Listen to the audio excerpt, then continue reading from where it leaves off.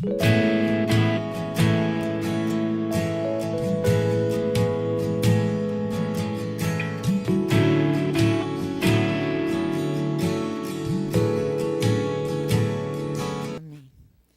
Shalom ainda, irmãos. Nós hoje temos a visita de Dr. João conosco. Olha que privilégio. Ele está sentadinho aqui na frente. Não está querendo se mostrar muito aí para vocês, não.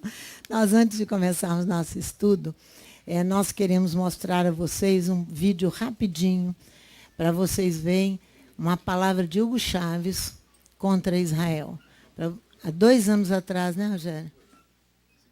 Só para mostrar a vocês. Aqueles que odeiam Israel, qual é o fim deles? Vocês verão aqui, ó, de Hugo Chávez, falecido Hugo Chávez, né? Há 2 anos atrás ele proferiu essas palavras horríveis contra Israel.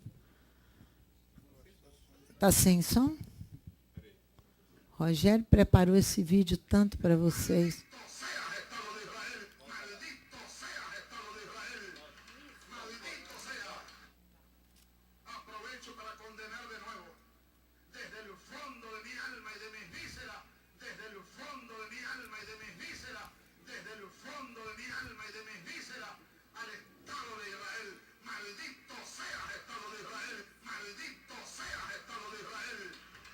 Vejam o ódio.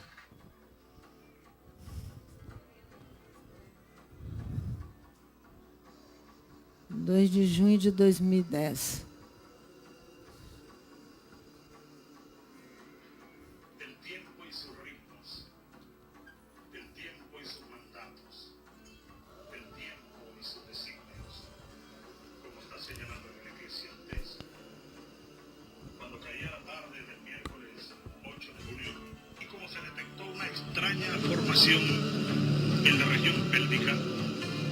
Ele está anunciando câncer na região pélvica. Ele não amaldiçoou com as suas entranhas. Quando caía a tarde del miércoles 8 de junio,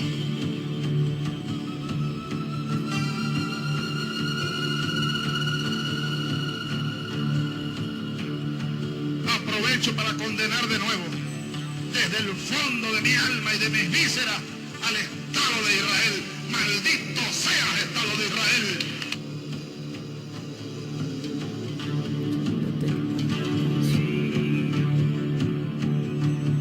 Toda una extraña formación en la región pélvica.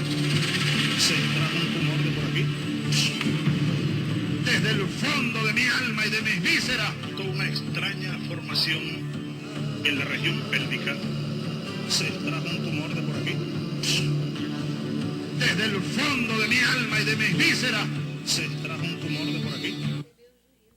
Viu? Recebeu o juízo de Elohim exatamente aonde ele tanto declarou que ele amaldiçoava o Estado de Israel. A gente chega a ficar impressionado com a loucura dessa de um homem, né?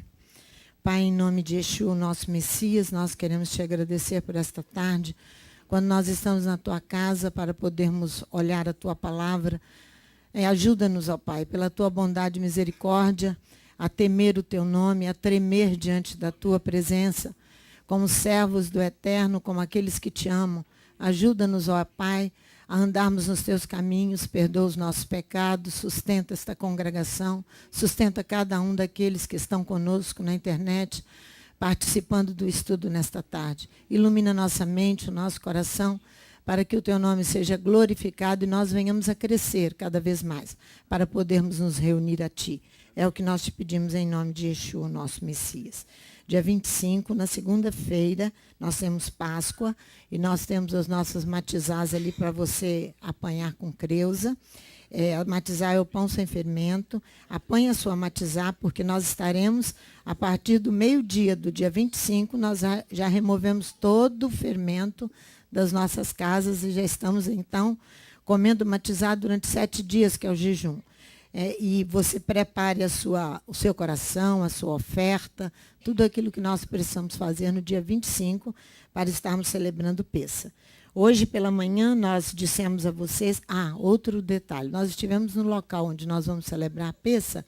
As nossas mesas ali serão de 8 lugares para recebermos 300 e algumas pessoas ali. Nós precisamos diminuir a quantidade de mesas, mas aumentar o número de pessoas nas mesas. Então, você nos ajude para que você não fique apenas com a sua família, mas você receba outros irmãos a estar à mesa com você para a celebração de Pessa, que é um momento de comunhão e um momento sagrado para nós, é a celebração de Pessa. E assim vamos terminar o nosso estudo da manhã, que nós começamos pela manhã na Paraxá, no finalzinho da Paraxá Enumeração, Êxodo capítulo 40, falando sobre aquele que nos guia. Nós voltamos então a Paraxá Pekudei, Vayek Hel, que significa reunir o seu povo para celebrar com ele as bodas do Cordeiro. Então, toda a nossa Paraxá vai falar de casamento. Toda Paraxá. Olha para você ver, porque é o Salmo 45, que nós estamos... mas não vamos ao Salmo 45. Nós vamos ali dar uma olhada em Números capítulo 5, versículo 8, que nós temos ali aquele dinheiro que é pago por aquela restituição que está lá em Números, lá em Êxodo, no capítulo 30, e que é pedido por Moisés em Êxodo capítulo 25, mas só vem ser concretizada em Êxodo 35, de 1 a 4, aquela oferta voluntária, oferta em dinheiro mesmo. Cada um dá meio shekel, o tanto rico quanto o pobre. Lembram disso? Essa oferta obrigatória, que foi estabelecida uma tarifa dela, e ela existiu até o final do segundo templo, no ano 70, depois de Yeshua. O que acontece aqui?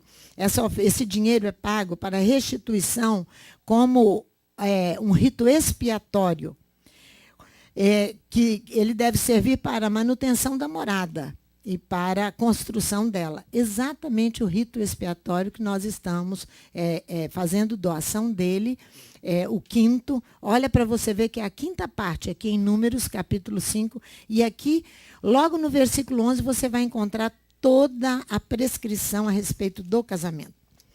E aqui vai falando da pureza do arraial, mas olha o versículo 8. Não. Começa do versículo 6. Número 5, versículo 6. Você veja que é uma restituição de uma expiação pela idolatria. Então, pelo adultério contra Adonai. A idolatria é o crime de adultério contra Adonai. Por isso que a Paraxá reuniu, está toda envolvida com o casamento. Porque o casamento entre um homem e uma mulher simboliza a relação de Adonai com o seu povo. É isso que simboliza. Então, olha, diz aos filhos de Israel, se um homem e uma mulher cometer algum pecado que prejudique o próximo, sendo assim infiel ao mandamento do Eterno, essa pessoa é culpada. Confessará o pecado que cometeu e fará plena restituição àquele a quem prejudicou, acrescentando a quinta parte do seu valor. Está vendo? O que acontece que Moisés só consegue legislar, só consegue colocar em prática essa legislação em Êxodo capítulo 35, do versículo 1 a 4.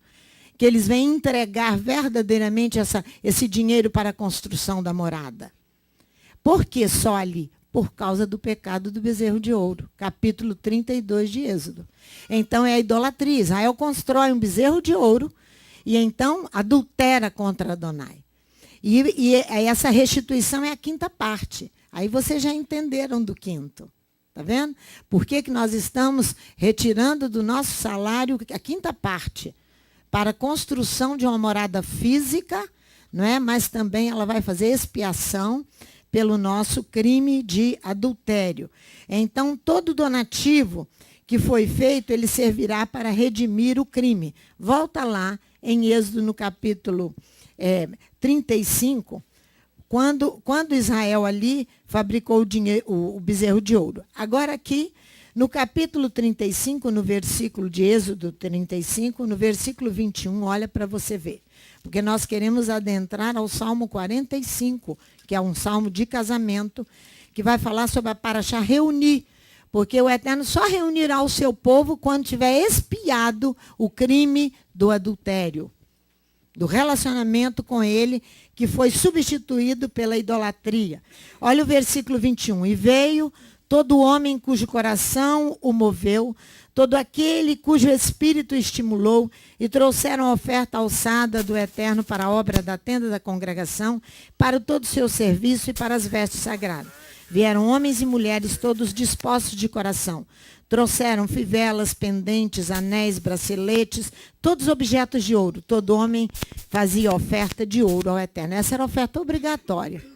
Agora, a oferta voluntária que está aqui em Números, no capítulo 35, ele diz, no versículo 5, tomai do que tendes, uma oferta para o Eterno, cada um cujo coração é voluntariamente disposto. Ouro, prata e bronze. É a oferta voluntária. Você, quando vai se dispor voluntariamente para contribuir, você vai carregar seu coração. Por que você vai carregar o seu coração e quer dar? Porque você quer ser grato por aquele que tanto tem feito por nós. O salmista canta o quê?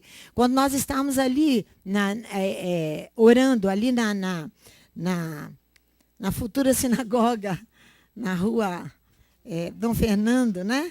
Né, doutor João? Nós estávamos ali orando hoje, nós oramos o Salmo 116. Que darei eu ao Eterno por todos os benefícios que me tem feito? Tomarei o cálice da salvação e invocarei o nome do Eterno. O coração está carregado de gratidão. Por isso que no original hebraico, no versículo 21, é todo o que carrega seu coração, vem. É isso que ele diz. Para o trabalho da tenda da morada. Para quê? Porque ele se impõe com responsabilidades. Por causa da gratidão em seu coração. Ele se impõe de responsabilidades para poder construir a morada. Por isso que ele vem voluntariamente.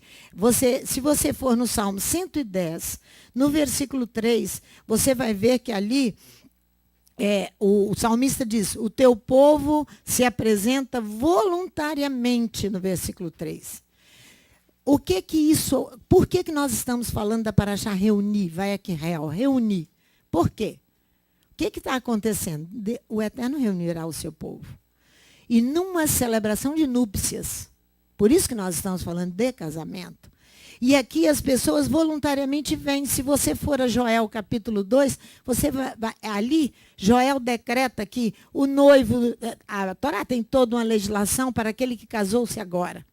Mas ali é a urgência, é a guerra do momento, é a guerra do final dos tempos para a volta do noivo, do rei de Israel. Não é verdade? E a noiva é estrangeira. Ela tem uma legislação específica porque ela é estrangeira a obedecer. Então, ali em Joel, aquele que tem a liberação lá na Torá para olhar a sua casa, para cuidar da sua esposa, porque ele casou-se agora, ali em Joel não. Ele sai, o noivo da sua recâmara, com o bebê que mama. Todos voluntariamente se apresentam junto com o rei de Israel para a batalha.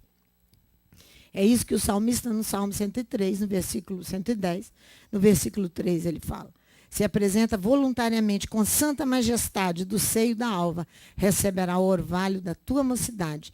Então o rei sai para combater contra os seus inimigos. É a mensagem de Gog e Magog em Ezequiel, né? Então, no capítulo, faz vir a contribuição. Para quê? Para aqui, que você acabou de ler. Para quê? Para o trabalho da tenda do encontro. Para o quê? Reunir o povo numa só luta para construir a morada, a fim de celebrar as núpcias. A fim de celebrar as núpcias. Você sabe que o tabernáculo itinerante de Israel, até a construção do templo, o tabernáculo foi armado e desarmado durante 7 vezes. A 8ª vez será definitiva. Ele foi armado e desarmado durante 7 vezes. A última vez será definitiva, é a 8ª. Então, simboliza que o homem cai 7 vezes, diz o livro de Provérbios. Dizem os comentaristas rabínicos que o homem cai 7 vezes, mas ele se levanta 7 vezes, como a morada. Simboliza ali o homem. Então, você vê aqui que vêm homens e mulheres para essa batalha. No versículo 22, vieram homens e mulheres de Êxodo 35, com tudo para a construção. Agora, vamos no Salmo de casamento, Salmo 45, da Parashá Vayekhel, e ele reuniu. Salmos de número 45.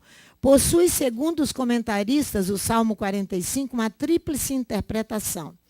No sentido de uma celebração real de casamento, é o Salmo 45. Mas também no sentido místico, no triunfo do rei Messias, em Gog e Magog, Ezequiel, né? Que fala de Gog e Magog. E também no sentido anagógico. O sentido anagógico é o sentido teológico, do encontro, o êxtase da alma, no encontro com o seu Elohim, na sua mais alta luz de Elohim, e no exílio que a alma vivia, longe e distante de Elohim, esse é o sentido anagógico. Então, o salmo é dedicado, o Salmo 45, aos amantes de Adonai, que tem a pureza e o esplendor de uma flor na celebração de um casamento real. O salmo descreve o esplendor e o brilho que vão celebrar as núpcias. O meu coração ferve, versículo 1, com um nobre tema, enquanto recito os meus versos ao rei, a minha língua é pena de um destro escritor. Tu és o mais formoso, está descrevendo o rei, né? De uma forma maravilhosa, maravilhosa. E os teus lábios foram ungidos com a graça, por isso Elohim te abençoou para sempre. Cinge a tua espada à coxa, ó valente, cinge-te de glória e majestade. Nesta majestade cavalga vitoriosamente pela causa da verdade, da humildade, da retidão, que a tua destra mostre coisas terríveis.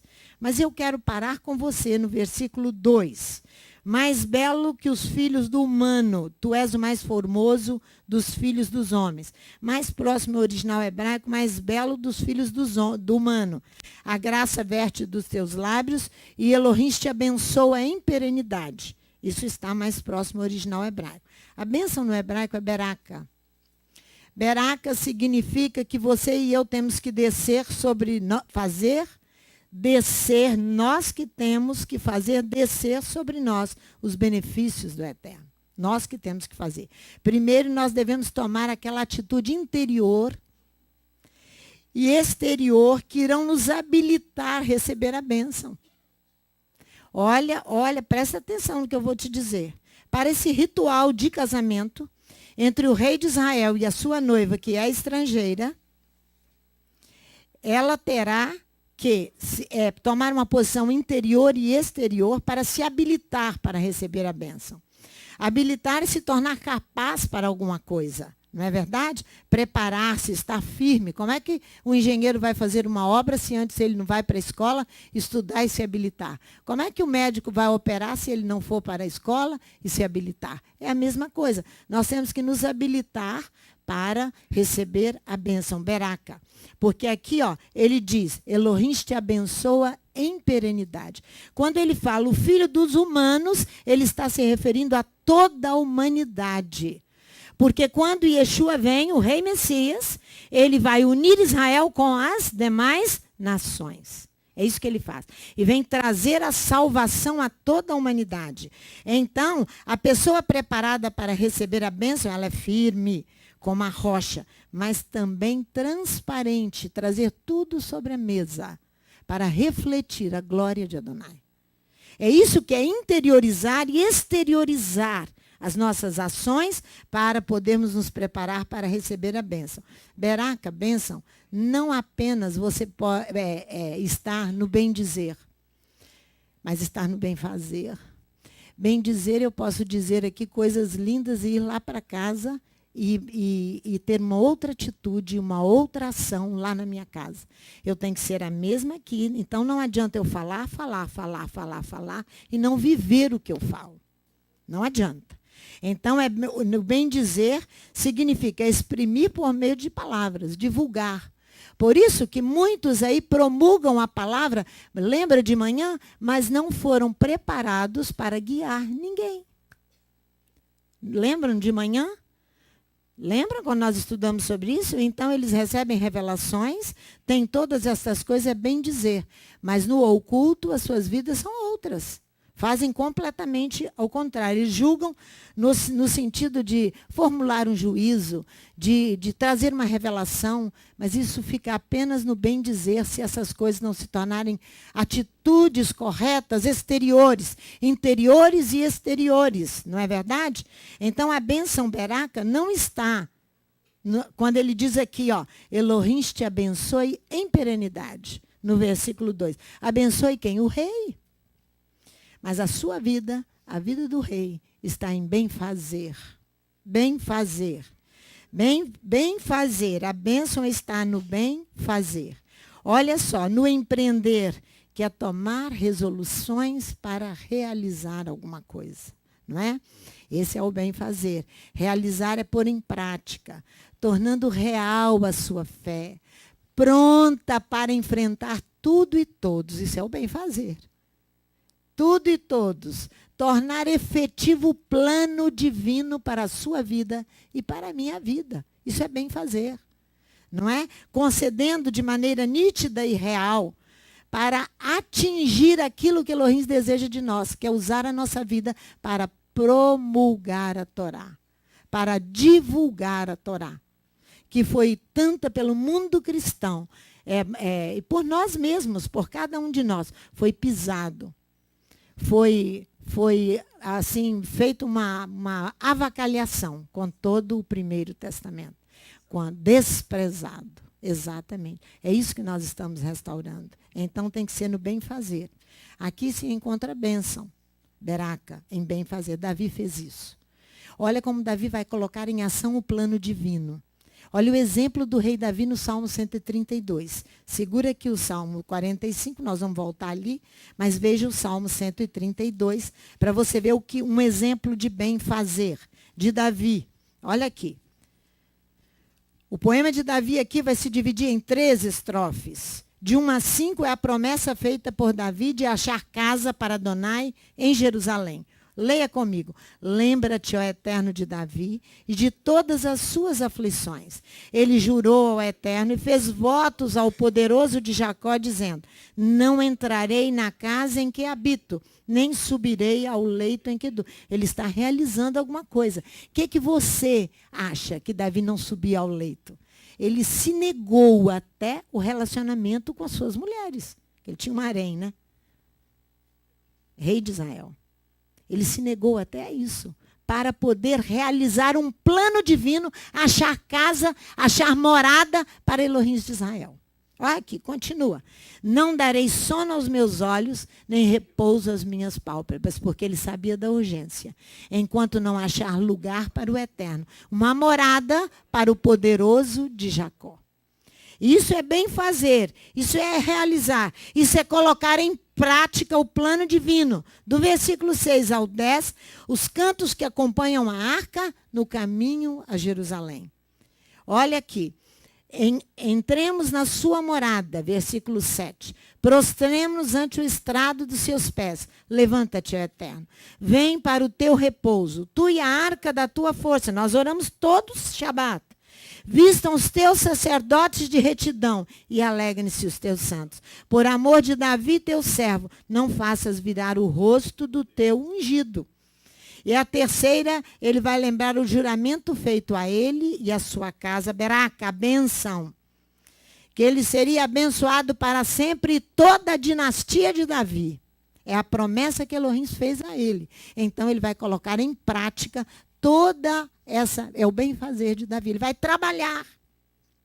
É isso aí. A beraca, a bênção, não está em apenas ficar aqui na congregação ouvindo e não colocar em prática. Não. O segundo exemplo, você volta lá no Salmo 45, por favor, de bem fazer. Você vai encontrar no versículo 10, que é fazer de maneira adequada, apropriada, que vai corresponder perfeitamente a um objetivo de ser a rainha de Israel. Olha o versículo 10. De ser a rainha de Israel. Olha aqui. Versículo 10. Ouve, filha. Olha, inclina os teus ouvidos. Esquece-te do teu povo e da casa do teu pai. Porque depois ele diz, o rei está apaixonado por tua formosura, honra-o, pois ele é o teu Senhor. Ouve, filho, vê e estende o teu ouvido. Primeiro, a esposa do rei deve romper com todas as raízes estrangeiras. Que raízes estrangeiras são essas? Aí eu vou te mostrar detalhado que a Bíblia fala sobre o casamento. Quando um hebreu, a legislação, ele vai assumir uma esposa estrangeira, ele está em guerra. Então, ele vai receber o butim, os despojos. Ele vai, olhou uma mulher e gostou dela, ele vai trazê-la. Tem alguns princípios ali que precisam ser obedecidos rigidamente. E que nós nos perdemos porque não conhecemos a Torá. Olha então, a mulher tem que romper com as raízes estrangeiras, integrar-se ao povo, o qual ela vai se tornar rainha. Hein? Como? Como? Nós vamos cantar agora mesmo o cântico de Ruth, agora mesmo. Segundo, deve abandonar as práticas idólatras. Por isso que nós estamos entregando o quinto, que você foi lá na legislação de casamento. Quando o marido ou a mulher traem, ele peca contra o próximo e peca contra Elohim, o mandamento proibido do adultério.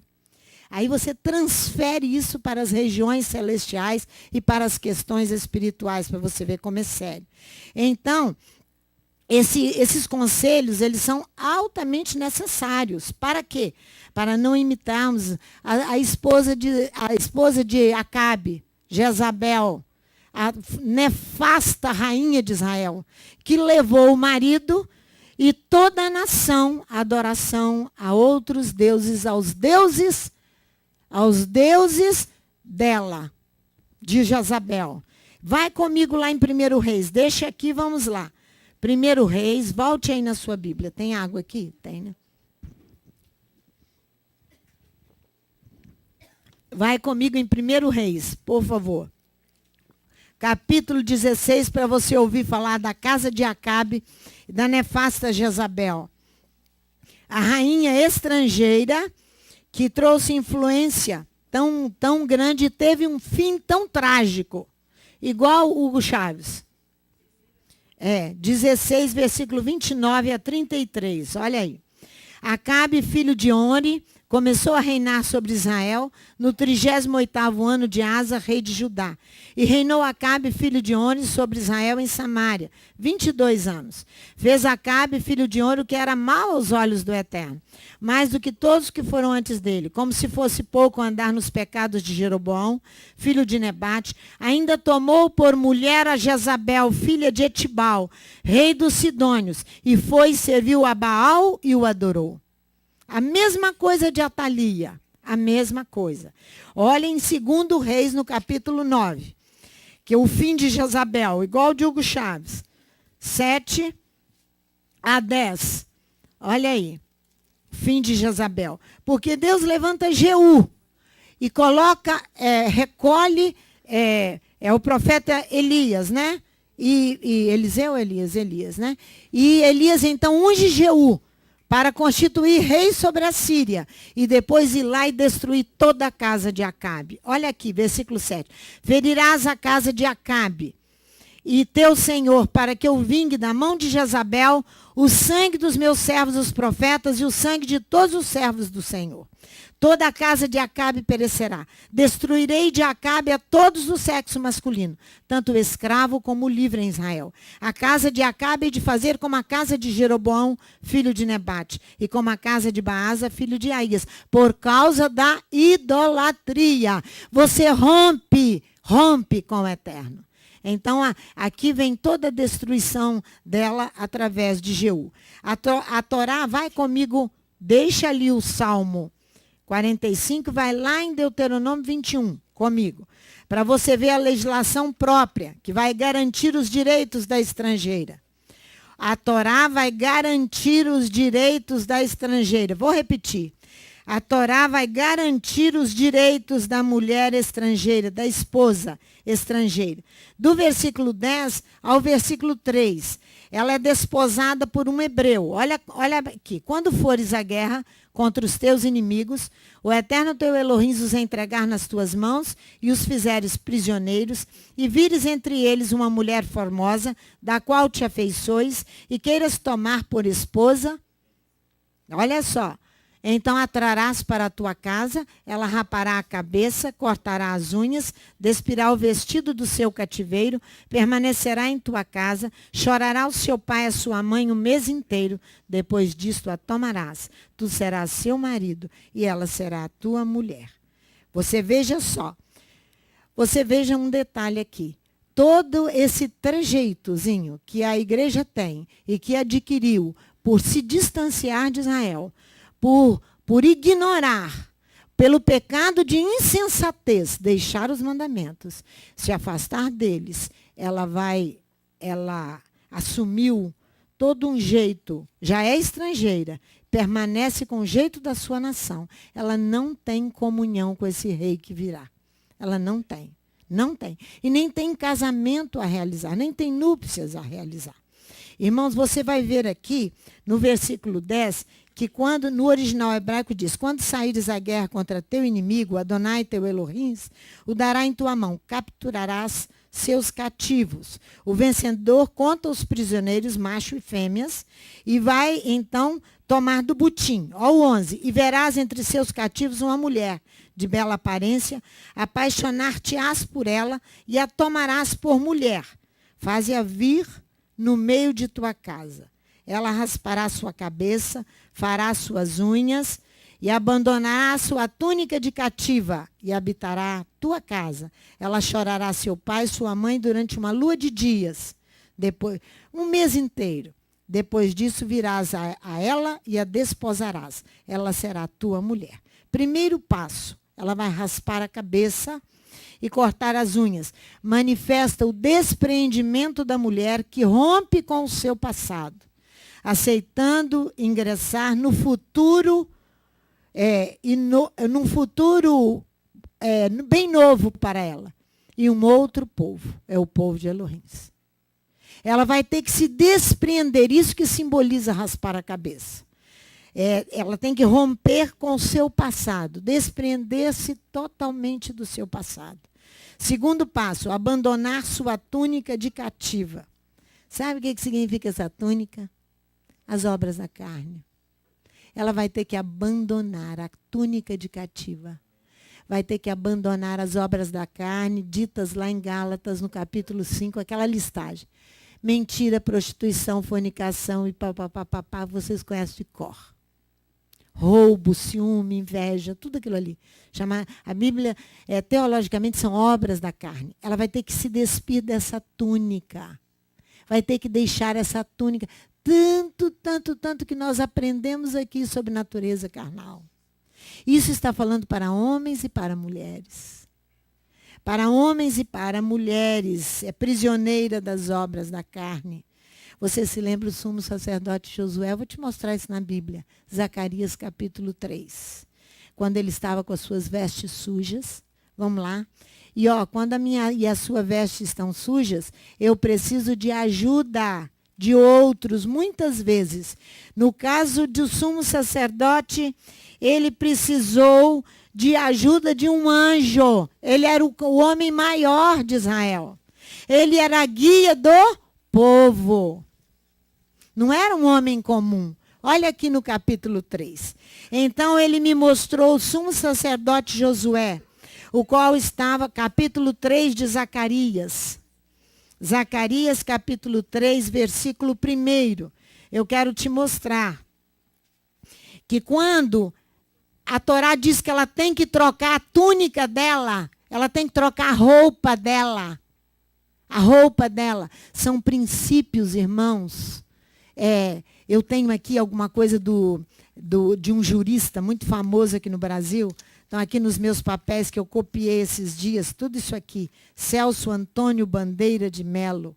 Violar um princípio é muito mais grave do que violar uma norma qualquer. A desatenção ao princípio implica numa ofensa não apenas a específico mandamento obrigatório, mas a todo sistema de comando. A todo sistema de comando, diz o jurista Antônio Bandeira de Melo, Celso Antônio Bandeira de Melo. E a mais grave forma de ilegalidade ou inconstitucionalidade, quando você quebra um princípio. Eu estou te falando princípios que a Torá traz para reunir-se com ele. O símbolo é o casamento. É isso que o jurista Celso fala aqui nessa... Nem li tudo que ele fala, não. Esse princípio aqui, ó, que nós desconhecemos. Olha bem, então ele me mostrou o sumo sacerdote Josué, o qual estava diante do anjo do Eterno, e Satanás estava à sua mão direita para se lhe opor. O Eterno disse a Satanás, o Eterno te repreende, ó Satanás. O Eterno que escolheu Jerusalém te repreende. Não é este um tição tirado do fogo? O sumo sacerdote foi chamado tição, tirado do fogo. Devia estar todo chamuscado, com as roupas todas sujas. Né, Chiquinho? Fogo. Ora, Josué vestiu de trajes sujos. Fala. Olha lá. Fala no microfone para o pessoal da internet ouvir.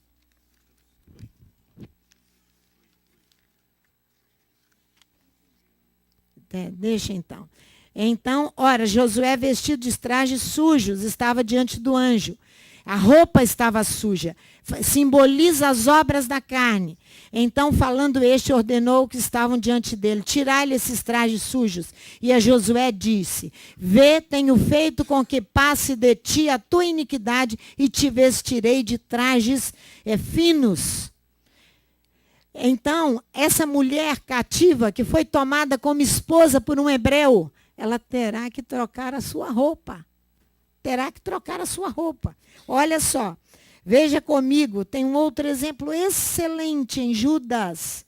Judas tem um capítulo só, lá pertinho de Apocalipse. Vai lá. Pertinho do livro de Apocalipse. Versículo 23.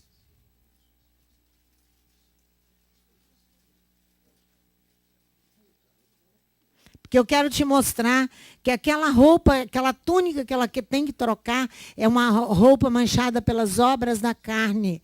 Olha aqui. Olha Judas, versículo 23. Salvai-os, arrebatando-os do fogo. Quanto a outros, tende misericórdia em temor, detestando até a roupa manchada pela carne. Olha, já estamos pertinho aqui, olha Apocalipse 3. Veja o versículo 18. Aconselho que de mim compres ouro refinado no fogo, para que te enriqueças, e vestes brancas para que te vistas, e não seja manifesta a vergonha da tua nudez, e colírio para ungir os teus olhos, a fim de que vejas. Está vendo? Roupa para se vestir. Então, pastora, que exigência é essa roupa dessa noiva? Que exigência é essa para vestir essa noiva? Essa noiva é vestida de uma ketonê no hebraico. É uma vestimenta sacerdotal. Lembra de José? Quando Jacó tece aquela túnica para José, era uma túnica toda especial, uma proteção para José. Era a ketonê, a veste sagrada, que você encontra toda na legislação de Êxodo 29, 39, sobre as vestes sagradas do sacerdote que pertenciam ao santuário. Essa ketonê, essa veste sagrada. E você vai encontrar a Sulamita no Cântico dos Cânticos, lembram? Quando ela ouve o noivo mexendo na porta, do capítulo 5 de Cantares. Ela ouve o noivo mexendo, mas ela já tinha subido à cama. Estava deitada. Então ela se demorou para abrir e ele se foi. Ela sai correndo atrás dele, do noivo, para encontrar com ele sem a túnica. Ela é confundida com a prostituta. Ela é confundida, depois você lê em casa, ela é confundida com a prostituta. Os guardas da noite a apanham e batem nela, porque ela é confundida com uma mulher qualquer.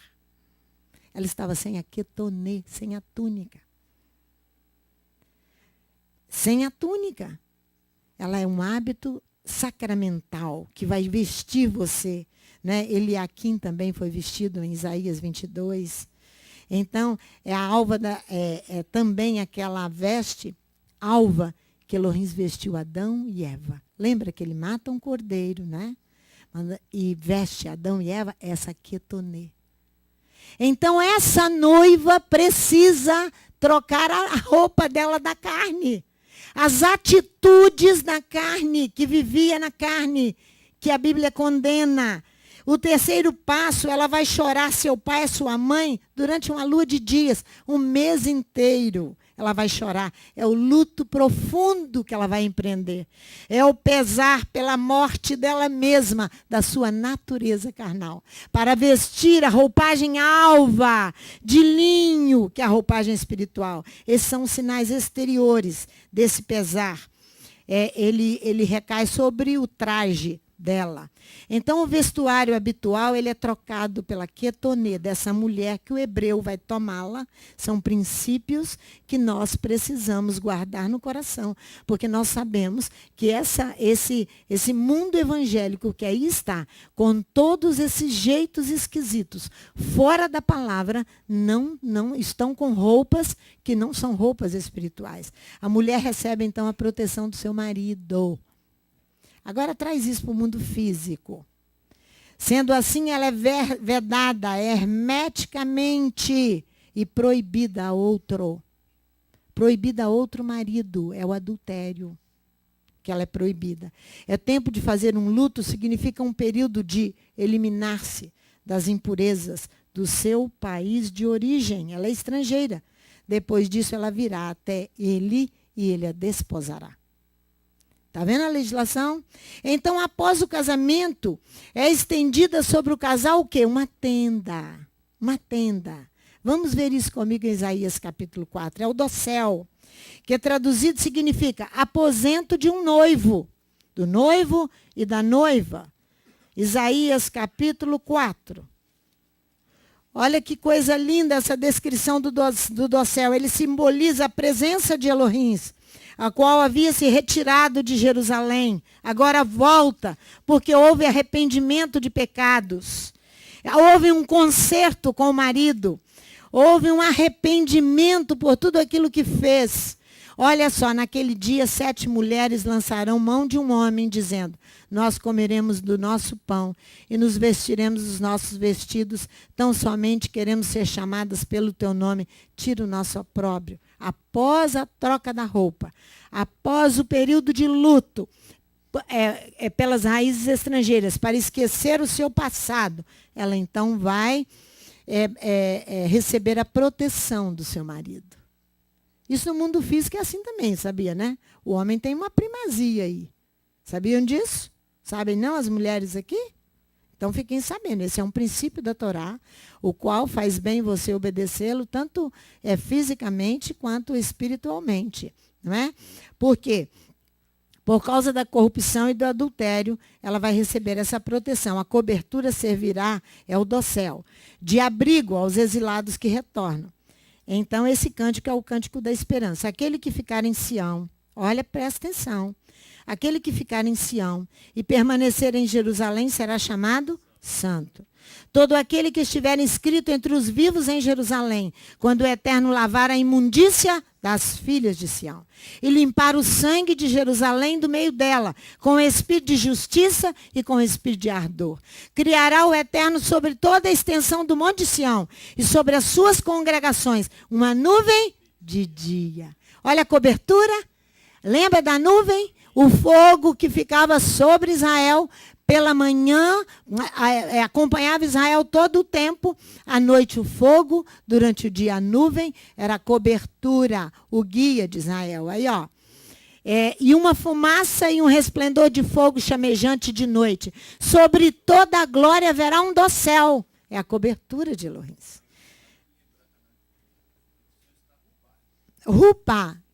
A rupá é aquela tenda do casamento que a gente tem quando você realiza o casamento, né? E o noivo e a noiva entram ali, né? Então, voltemos ao Salmo 45, voltemos lá. O versículo 11, o Salmo da Paraxá. E ele reuniu: o rei tem desejo da tua beleza, ele sim, ao teu Adom.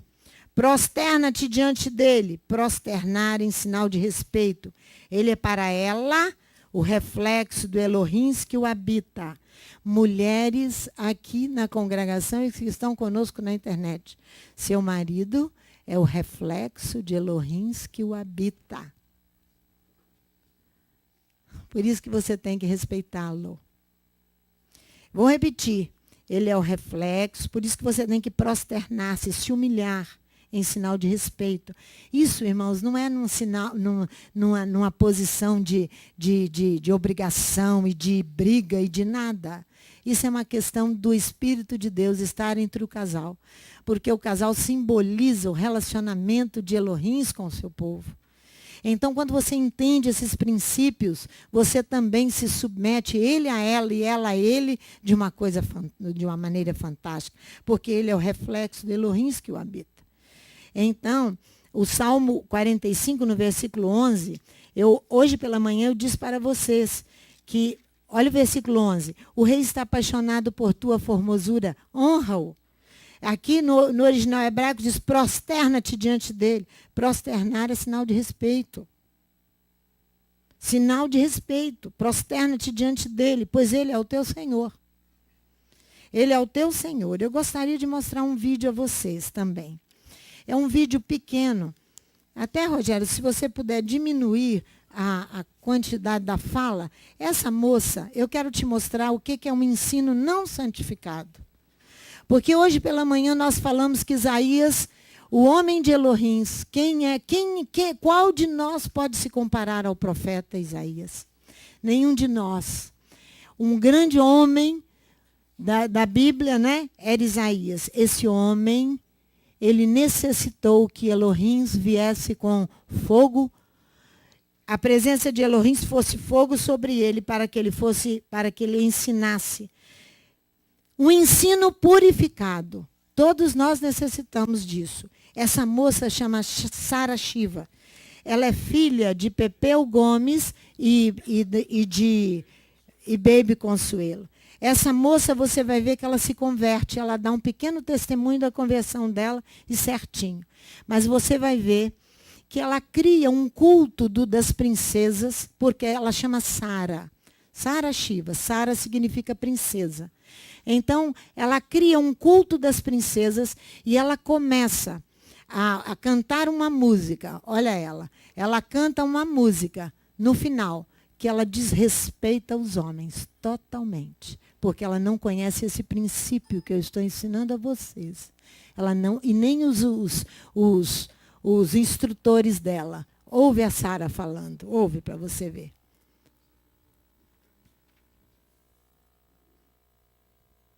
Você vai ver que ela se converteu verdadeiramente. Ela hoje não tem marido, tem 10 anos que ela não tem contato com homem algum. Ela vai falar aí. É porque ela criou isso na cabeça dela. E eu comecei a ter discernimento de espíritos. E eu já não conseguia mais usar uma roupa indecente porque o Espírito Santo me incomodava. E eu sempre falo isso nas igrejas. Se você é uma mulher convertida que consegue usar decote, é porque você ainda não tem o Espírito Santo. Porque o Espírito Santo, ele te incomoda.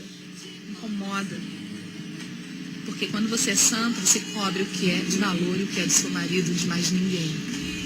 E tudo ok, Deus foi me tá vendo? transformando, me curando. E eu ainda fiquei 5 anos na banda, né, com as minhas irmãs. Mas depois de 5 anos, Jesus começou a me tratar. Muito profundamente. Ele começou em 2001, com a Ana Paula Valadão, cantando Preciso de Ti. E eu me lembro que quando a Ana Paula começou a cantar aquele cântico, não são de carros ou de mansões, muito dinheiro, fama, não é nada disso que eu preciso. Tanto vazio, solidão eu tenho vivido, distante de ti. Quando ela começou a cantar isso, eu chorei muito, porque eu achava que ela era uma cantora gospel famosa, uma artista, e eu fui entendendo que na verdade não era nada disso. E o espírito da glória do mundo, ela entende o espírito do direitinho. extremismo começou a cair na minha vida. Foi o último espírito imundo a cair na minha vida. Não, ainda é um tem espírito outro. que faz os artistas gostarem de ser adorados e ser aplaudidos no lugar de Deus. Hoje temos muitos artistas que envergonham o nome de Jesus no Brasil, porque eles não entenderam que o altar na igreja não é um palco para dar show. E eu dou glória a Deus, porque com 1 ano de convertido eu conheci os meus pastores, o José Antônio e Ludmila Ferber, pastor Sérgio. Os pastores dela, os instrutores dela, Ludmila Ferber. Aquela que usa um talite. Me acompanharam, que me ensinaram. Um dos discos dela, do CD o dela. O altar não é um lugar que você sobe de qualquer jeito. O altar é a linha de frente da batalha de guerra. Se você souber ir com brecha, o primeiro tiro espiritual, quem cai é você. E aí eu fiquei 5 anos no banco, convertida, sendo tratada. 5 anos é o princípio da Torá. Esse princípio ela conhece. Mas foi pouco ainda. Eu comecei o ministério humilde, sem cobrar. Eu não cobro, pretendo nunca cobrar em nome de Jesus. E não é fácil. As pessoas não entendem, mas eu tenho uma direção de Deus. E se eu começar a cobrar, a minha motivação vai mudar. Eu, em vez de ir ministrar pelas vidas, vou começar a ministrar pelo dinheiro. Sem querer, o coração muda. Muitas pessoas não entendem por quê. Ah, mas você passa, às vezes, certas dificuldades, privações. Mas eu prefiro isso do que negociar a santidade e a unção que está dentro de mim. Eu prefiro isso, ter a autoridade que eu tenho para ministrar e libertar e operar libertação na vida de milhares, do que ser uma artista, uma estrela, que dentro de casa não vive o que prega no altar. Como tem muita gente por aí, que eu não vou dar nomes. Pessoas que nem libertam, mas sem ser dependente. No início, todos nós somos dependentes. Como uma criança, como um bebê que precisa que alguém prepare a mamadeira, que alguém dê banho, porque senão morre mesmo. Mas hoje eu já não sou mais dependente, hoje eu sou uma missionária, pregadora, viajo todo o Brasil, fora. Já tenho bastantes convites para fora do Brasil, estou adiando, mas esse ano não vai ter mais jeito de adiar. E não é por dinheiro que a gente faz isso. Eu faço isso porque eu sou apaixonada por Jesus. Porque Jesus é a razão da minha vida. Não é fácil, né? Às vezes as pessoas me confundem com outros artistas, até mesmo pessoas próximas. E eu tento dizer para as pessoas, olha, cada um vai dar conta de si perante o Senhor. Eu tenho muita alegria no meu coração hoje de fazer a obra do jeito que eu faço. E me alegro de ter tantas pessoas que compartilham dessa alegria comigo, que vão aos congressos que eu faço de santificação, que são ministradas. Então, se você tem se identificado com isso, entra lá no blog, olha a agenda, esteja lá e divulgue esse ministério, divulgue esse testemunho, que é para honra e glória do Senhor. Eu não sou nada, mas Jesus é tudo. Então nele eu posso todas as coisas, nele eu sou uma princesa de Deus. Sem ele, não sou nada, sou Viu? Ela é uma princesa. O nome dela significa mais que princesa. vencedora, assim como você. Mas eu vou te dizer o que a princesa Sara de Abraão fala. A Bíblia fala. Diga não para o pecado. Diga não. Cada vez que você disser não, Deus te dá imunidade contra aquilo que você disse não. É assim que eu tenho vivido, é assim que eu tenho procedido. Que o Senhor te abençoe e te guarde, em nome de Jesus. Agora vem o vídeo do culto que ela faz toda semana, todo mês, chamado Culto à Princesa. Estamos aqui na comunidade Casarão em Mauá, no segundo culto das princesas. E você quer saber como é que princesa... Preste atenção. Eu sou princesa, eu sou princesa, eu sou princesa, fora cachorrada! Viu? Eu trouxe para vocês verem o que é um ensino não santificado, um desrespeito ao homem. Viu o que ela fala? Eu sou princesa, eu sou princesa. Irmãos, essa é uma falta de conhecimento dos princípios bíblicos. Então você destrói grandemente toda uma estrutura por você não conhecer um princípio. Ela ensina as mulheres ao desrespeito aos homens, chamando-os de cachorrões. Vocês acabaram de ouvir. Porque ela prega, e ela tem razão, que devia esperar o casamento para ter relação sexual. Tudo ok. Tudo ok contra isso. Aí nós não estamos discutindo nada disso. Mas ela ir fazer isso aí que ela faz. Vocês viram ali? Esse culto acontece todo mês, em várias igrejas. Por quê? Porque ela não conhece a Torá. O instrutor dela não conhece a palavra. Por isso que ela está desrespeitando. Vamos lá em 1 Pedro, ver o que Sara, a princesa, mulher de Abraão, diz aqui. Na primeira carta a Pedro, eu estou falando para as mulheres aqui e para as mulheres que estão na internet conosco, que não copiem isso. Porque isso não tem princípio na palavra. Não tem, isso é falta de respeito. Capítulo 3 de 1 Pedro, do versículo 1 ao versículo 7. Porque nós temos que pedir perdão por 2 pecados hoje. Pela ignorância e pela insensatez. Para nós celebrarmos. Isso é uma insensatez. Ela devia saber e não faz. Olha aqui, ó. Olha o que diz aqui em 1 Pedro 3. Semelhantemente, vós, mulheres, seja submissos aos vossos próprios maridos, para que também, se algum deles não obedecem à palavra, pelo procedimento de suas mulheres, sejam ganhos sem palavra, considerando a vossa vida casta, em temor.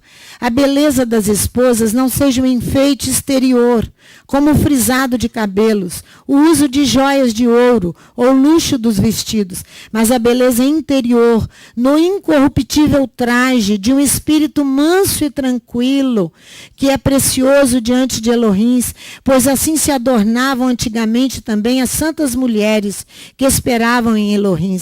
Estavam submissas aos seus maridos, como Sara obedecia a Abraão, chamando-lhe Senhor. Sois filhas dela, se fazeis o bem, e não temeis nenhum espanto. Igualmente vós, maridos, vivei com elas com entendimento, dando honra à mulher como o vaso mais frágil, e como sendo elas herdeiras convosco da graça da vida, para que não sejam impedidas as vossas orações. Nós precisamos, homens e mulheres, pedir perdão pela Sara, pedir perdão pela igreja, pedir perdão por nós, por não cumprirmos essas coisas aqui. Por quê? Porque o seu marido é o reflexo do Elohim que o habita.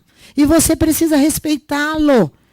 Ele possui um reflexo incondicional. O que é isso? É o que todo ser vivo possui. É o que? Respeitá-lo. Independe, irmãos, dele crer ou dele não crer. Aí que está o problema da Sara. Respeitar o seu marido independente. Nós estamos falando de um salmo de casamento. O rei está apaixonado por você. E essa noiva precisa se preparar, que somos nós. Independe dele crer ou dele não crer. Aqui na congregação tem algumas mulheres que se sentem tão santas, que não têm relacionamentos com seus maridos que não são crentes. Se abstêm do contato sexual. Elas quebram ali, 1 Coríntios no capítulo 7. Elas ferem ali e tornam não prósperas e não abençoadas. Beraca está em bem fazer, obedecer. Porque naquilo que você faz com toda submissão e respeito, diz aqui, ó, você então obedece a Elohim. Nós estávamos ministrando a alguém, o Eterno disse assim, luz demais cega. Lógico que luz demais cega. Porque quando você age assim, eu sou santa demais e não posso ter contato com um homem que não crê que é o seu marido. Você é santa demais, você é uma religiosa. Vocês se lembram de Paulo? Vocês se lembram da luz que veio sobre ele e cegou Paulo? Vocês se lembram que luz é aquela? É a luz, a glória de Elohim que veio sobre ele. E Paulo ficou cego completamente. Então, por que Paulo ficou cego? Porque ele era participante do Sinédrio. Ele era homem letrado, criado aos pés de Gamaliel. Gamaliel, filho de Simeão. Aquele que pegou Yeshua no colo e apresentou Yeshua no templo. Então, Paulo sabia muito, tinha luz demais, mas luz demais cega, diz o Espírito Santo. Luz demais cega. Não fique se prendendo na sua santidade e deixa o seu marido sem assistência, porque você vai ferir a palavra. 1 Coríntios 7, que eu não quero levar vocês ali. Então, quando nós não temos tempo, as mulheres decidem não ter contato com seus maridos. Por quê? Porque ela é sábia aos seus próprios olhos, prudentes diante de si mesmos. Elas que resolvem fazer isso, não com autorização da Bíblia. Não com autorização da Bíblia. Aquilo que Sara está fazendo ali é por falta de conhecimento bíblico. Por falta de quem a instrui, por falta de conhecimento da Torá. Por isso que ela faz aquilo ali. Vamos em Efésios no capítulo 32, que já está pertinho aqui. Você volta as páginas da sua Bíblia um pouquinho e vai em Efésios, capítulo 32, capítulo 5. Efésios 5, desculpe-me. É cansaço no final do dia. 5, versículo 22. Por que que vai englobar o homem e a mulher? Por quê? Porque esse é um mistério. Quando Paulo diz que é um mistério, o relacionamento do homem e da mulher é o relacionamento de Elohim com o seu povo. Esse é o símbolo do casamento. Vós, mulheres, submetei-vos aos vossos maridos como ao eterno. Pois o marido é a cabeça da mulher, como também o Machia é a cabeça da comunidade, sendo ele próprio o salvador do corpo. De sorte que assim como a comunidade está sujeita ao Machia, assim também as mulheres o sejam em tudo aos seus maridos.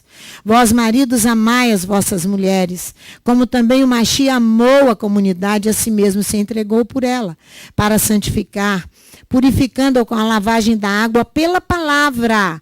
A purificação vem pela palavra, a fim de apresentá-la a si mesmo como unidade gloriosa, sem mácula, nem ruga, nem coisa semelhante, mas santa e irrepreensível. Assim devem os maridos amar as suas próprias mulheres, como os seus próprios corpos. Quem ama a sua mulher, ama a si mesmo. Afinal de contas, nunca ninguém odiou a sua própria carne. Antes a alimenta, ela saiu dele. Parece uma utopia, irmãos. Falar uma coisa dessa numa realidade atual. Parece utopia, mas eu sou obrigada a te ensinar o que a Bíblia ensina. Eu não posso te ensinar um conto de alguém, um escrito de alguém. Eu tenho que te ensinar a palavra de Deus. É isso que ela diz, para o marido e para a mulher. É isso que a Bíblia diz. Olha aí para você ver, continue. Afinal de contas, ninguém odiou a sua própria carne. Pois somos membros do seu corpo, versículo 30. Por isso deixará o homem, seu pai e sua mãe, se unirá à sua mulher, e serão os dois numa só carne. Por isso que todos os dois têm que sair da casa do papai e da mamãe, porque vão formar nova família. Precisam ser independentes do papai e da mamãe. Para que a família que está sendo formada, ela seja uma família bem estruturada. Olha aí, ó. Grande é esse mistério, mas eu me refiro ao Machia e à sua comunidade. Assim também vós, cada um em particular, ame a sua própria mulher como a si mesmo, e a mulher respeite ao seu marido. É isso que a Bíblia está dizendo. Agora vamos lá em Ezequiel, no capítulo 45. Por que que nós estamos trazendo esse ensino para vocês? Para que as mulheres, porque nós precisamos pedir perdão pelos nossos pecados para celebrar a Pêssah. Ezequiel, capítulo 45, pecado de ignorância. Que eu acho que está na nossa paraxá de hoje, não? Os sacrifícios ali, não é? Tem o sacrifício de ignorância ali. Capítulo 45 de Ezequiel. 45? Acho que é. 45, 20, ó. Olha só, mas vamos começar no versículo 16, porque você vai entender aqui, ó. Todo o povo da terra contribuirá para esta oferta ao príncipe de Israel. Estarão a cargo do príncipe os holocaustos, as ofertas de cereais, as libações, nas festas, nas luas novas, nos shabates, em todas as festas fixas da casa de Israel.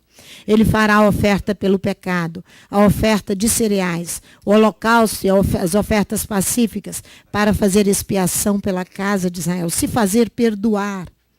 Assim diz o eterno Elohim, no primeiro mês, no primeiro dia do mês, é Páscoa, tomarás um novilho sem defeito, purificarás o santuário. O sacerdote tomará o sangue da oferta pelo pecado e porá dele nas ombreiras do templo, nos 4 cantos da saliência do altar e nas ombreiras da porta do átrio interior. Assim também farás no 7º dia do mês, por causa dos que pecam por ignorância e pelos insensatos. Assim expiareis o templo, esse local, a morada de Elohim. Você está trabalhando voluntariamente para construir a morada, porque é ela que vai consagrar o seu relacionamento com Elohim. E o meu relacionamento com ele. Olha só, no primeiro mês, no dia 14 do mês, tereis a Páscoa, uma festa de 7 dias, pães asmos se comerá. Então, o pecado de ignorância aqui é aquele que não é instruído na palavra e faz aquilo ali, ó, guiando o povo para um princípio não santificado e destruindo o povo, principalmente as mulheres que já tem uma cabeça difícil. Mulher é difícil, né? Não estou defendendo os homens, não, que eles são também. Mas aí vem um ensino daquela forma ali. Você sabe que quebraram um princípio. Quebrou o princípio bíblico. Nós temos que pedir perdão pela ignorância dela, pela nossa ignorância. Todas as vezes que você agiu com o seu marido da forma que você agiu, o seu marido para com você, nós vamos pedir perdão pelos nossos pecados de ignorância, por não conhecermos a palavra. E a insensatez é aquele que ignora aquilo que o Eterno diz. Eu quero aquele que ignora o que o Eterno diz. A insensatez é você saber o que tem que fazer e não faz. Você sabe, você simplesmente ignora. Olha para você ver em Hebreus capítulo 10. Aí, doutor Roberto me ensinou que, ele não gosta que eu fale isso não, nem doutor João, mas tem que falar com vocês assim às vezes. Hebreus capítulo 10. Doutor Roberto me ensinou um termo jurídico. O que ele diz? É um ato, a insensatez é um ato doloso segundo os juízes, segundo a nossa justiça física. Olha para você ver o que diz a Epístola aos Hebreus, como é um ato doloso. Olha aqui, Hebreus capítulo 10. Olha para você ver a partir do versículo 26.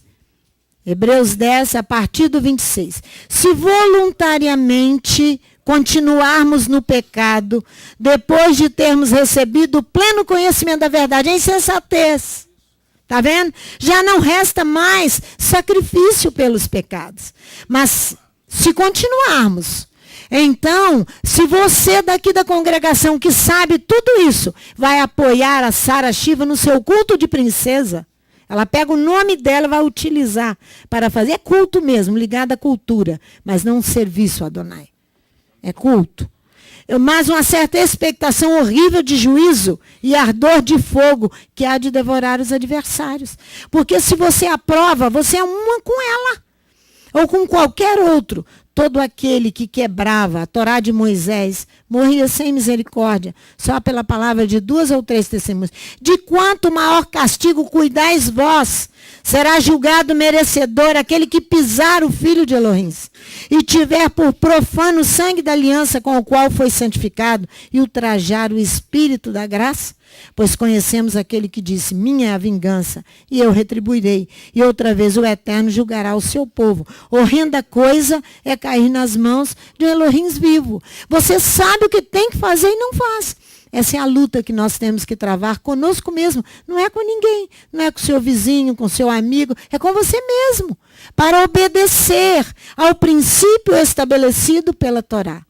Muitas vezes aguentar um marido enjoado é uma luta. Mas aguentar uma mulher rixosa também é insuportável. Não é? Então tem erros de ambos os lados. Tem que orar e encaixar as coisas aí dentro dos padrões espirituais. Voltemos ao Salmo 45 para nós encerrarmos e fazermos a nossa oração. Versículo 13. Versículo 13 do Salmo 45. Toda a glória é dela, filha do rei, é interior. Ela é vestida toda de bordados, diz o original hebraico. Sua beleza não é simplesmente física, como nós já lemos. A filha do rei está toda formosa no seu palácio. As suas vestes estão entretecidas de ouro. Ela está pronta para o casamento.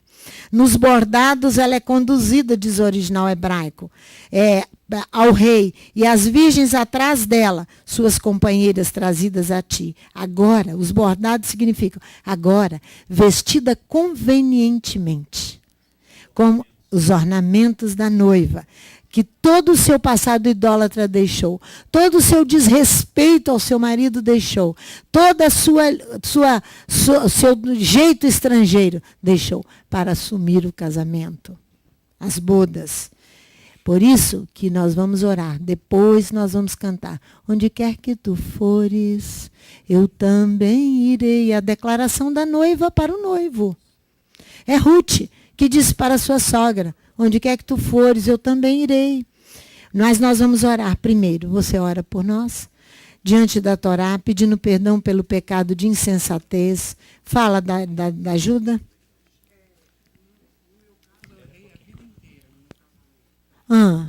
Agora. E agora, daqui por diante? Dadá, você tem aprendido muito, né? Tem. Está andando até de mão dada com seu Valdemiro. Ela tem aprendido muito. Então você glorifica a Deus, porque você tem, já tem pedido perdão por isso, por tudo que você praticou contra ele, é o pecado de ignorância. Agora você sabe. E agora você tem se submetido, né? Isso. O Chiquinho vai pedir perdão por nós. E depois o Sandro vai cantar grandemente o cântico da noiva. Isso. Vocês já colocaram o som nesse microfone? Isso. Dadá não vai dar agora o testemunho dela não, porque o Chiquinho vai orar, né? Amém. Fala, meu amor. Mas esse nós... Não.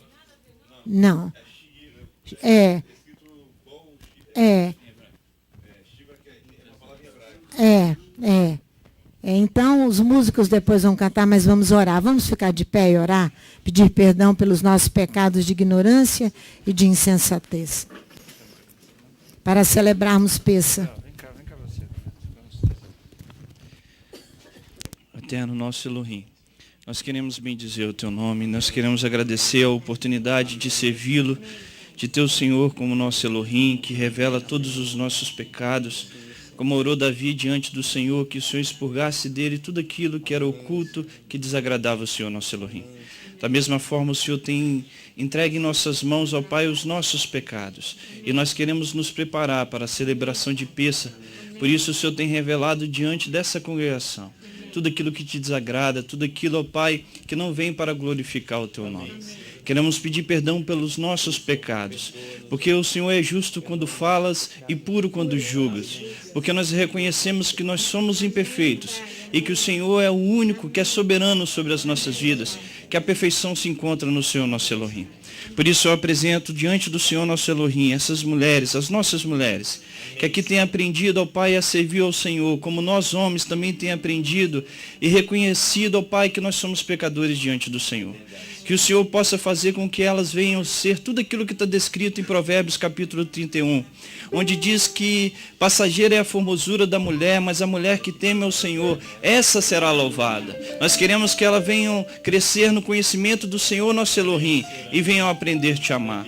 Que elas tenham a sabedoria, o discernimento de servir ao Senhor, para que os seus maridos venham reconhecer o bom procedimento delas diante do Senhor, nosso Elohim, e que todos venham voltar para ti, ó Pai. Que possamos voltar para a nossa verdadeira essência, que se encontra no Senhor, nosso Elohim. Por isso nós pedimos perdão como congregação, unido com essas mulheres, reconhecendo que somos todos imperfeitos, para que o Senhor venha nos abençoar. Que o Senhor venha direcionar os nossos caminhos, as nossas pegadas, nos teus caminhos, para que as nossas pegadas não venham vacilar. Por isso nós pedimos a tua bênção e pedimos perdão pelos nossos pecados. Livra as tuas filhas dos seus sentimentos. Livra as tuas filhas das suas carências. Que tudo aquilo que elas venham sentir, ó Pai, de fraqueza, elas venham buscar do Senhor, nosso Elohim, para que elas não venham andar segundo os seus sentimentos, mas segundo a direção do Senhor, nosso Elohim. Ensina os seus homens, os seus maridos, a primeiramente amar o Senhor, nosso Elohim, para que eles venham abençoar e amar como Yeshua amou a sua comunidade, para que possamos dar bons testemunhos da tua palavra e para que esse mundo reconheça que a tua Torá é viva nas nossas almas. Seja o teu nome exaltado e glorificado nas famílias que aqui estão constituídas. Que nós possamos, ó Pai, cada vez mais engrandecer o teu nome nas nossas vidas e que o teu nome seja exaltado nas famílias. É o que nós pedimos e oramos ao Senhor, agradecido pela tua misericórdia e pelo teu perdão que o Senhor tem estendido sobre nós. Seja a tua paz e a tua alegria sobre as nossas vidas. É o que oramos no nome de Yeshua.